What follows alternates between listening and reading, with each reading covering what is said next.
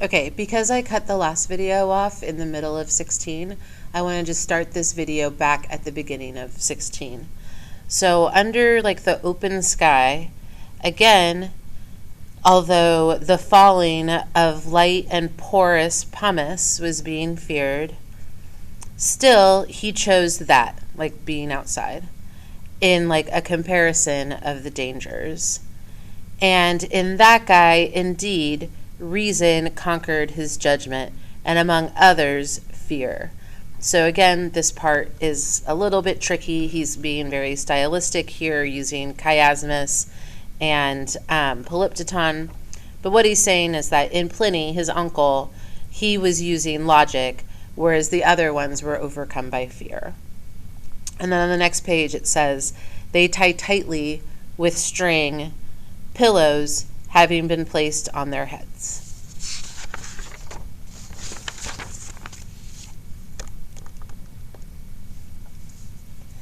It was a protection against the things falling.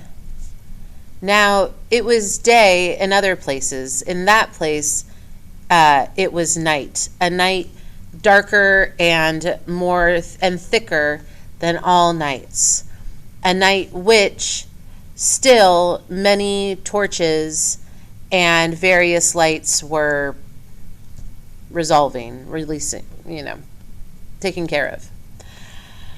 It pleased him to depart to the shore and to look from this close position whether at all now the sea would admit them, would the sea let them leave. The sea which still was remaining immense and opposite them. The wind was still blowing at them. There he, lying down above a sail having been thrown down, demanded and drank cold water once and again. And then the flames and the odor of sulfur as a harbinger of flames turned the other people into flight, it made them flee. And it made it, that guy, right, Pliny, stand up. Leaning on two enslaved people, he arose and immediately fell. And as I gather,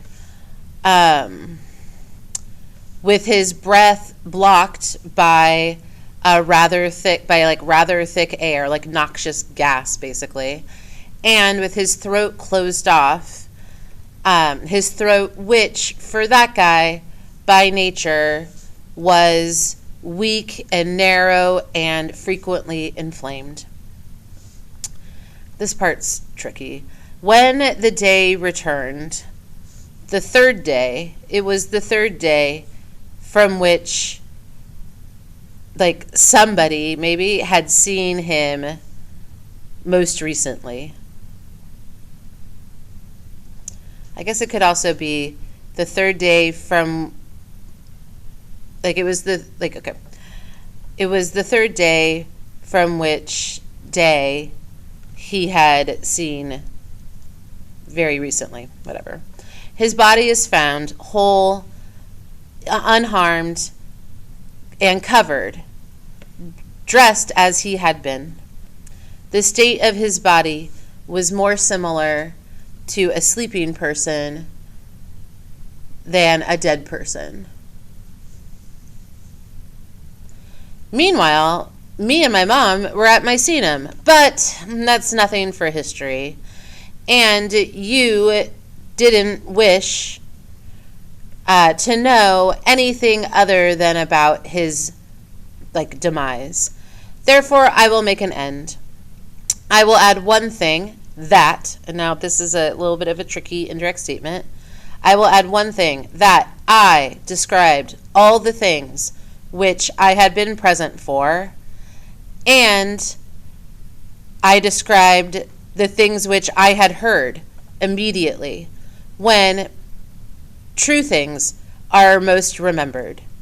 So he's saying that he recorded everything he remembered, like at that time, because that's when eyewitness accounts are most trustworthy. You will select the most important parts. Truly, it is one thing, like to write a letter, another thing to write a history, one thing to write to a friend, another thing to write to all people. Bye.